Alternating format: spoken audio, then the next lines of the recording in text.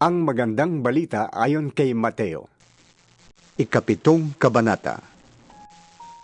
Huwag kayong humatol, nang kayo'y di hatulan ng Diyos.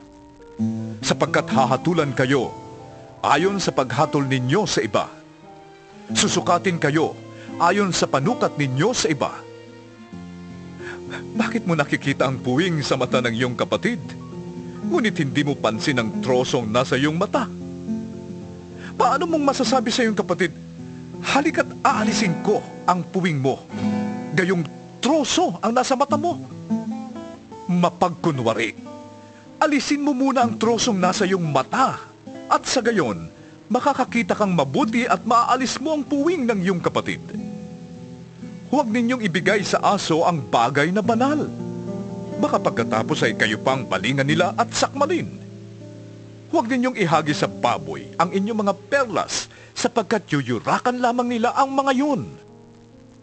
Humingi kayo, at kayo'y bibigyan. Humanap kayo, at inyong matatagpuan. Kumatok kayo, at kayo'y pagbubuksan.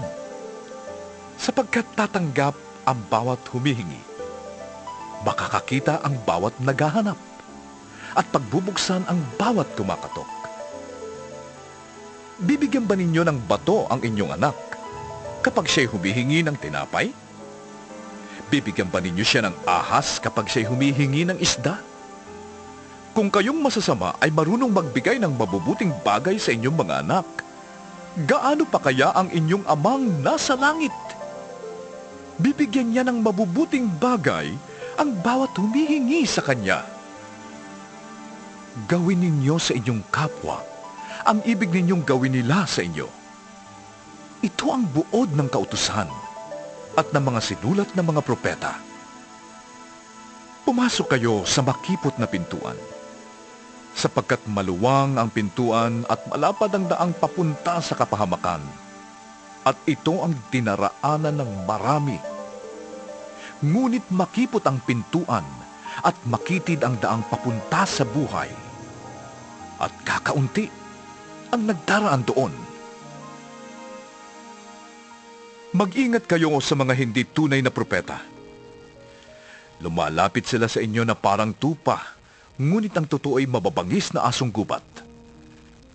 Makikilala ninyo sila sa kanilang mga gawa.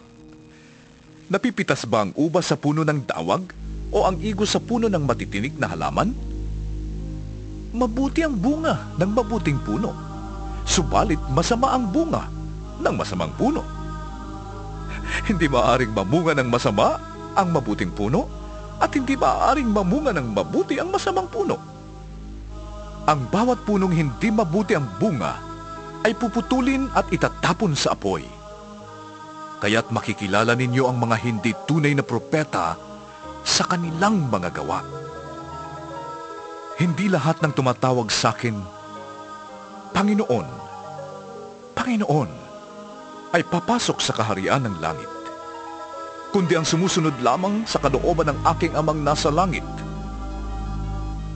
Sa araw ng paghuhukom, marami ang magsasabi sa akin, Panginoon, hindi po ba kami ay nagpahayag ng mensahe mula sa Diyos? Nagpalayas ng mga demonyo at gumawa ng mga himala sa iyong pangalan?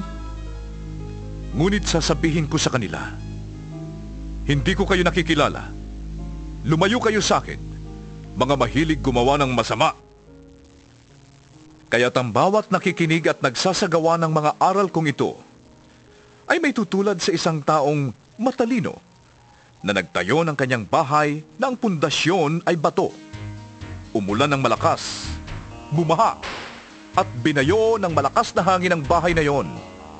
Ngunit hindi nagiba sapagkat nakatayo sa bato. Ang bawat nakikinig ng aking salita, ngunit hindi naman nagsasagawa ng mga aral na ito, ay may tutulad naman sa isang taong hangal na nagtayo ng kanyang bahay sa buhanginan. Umulan ng malakas, bumaha at binayo ng malakas na hangin ang bahay. Bumagsak ang bahay at lubusang nawasak. Namangha kay Jesus ang mga tao nang kanilang marinig ang mga turong ito, sapagkat Nagturo siya ng may kapangyarihan, hindi tulad ng mga tagapagturo ng kautusan.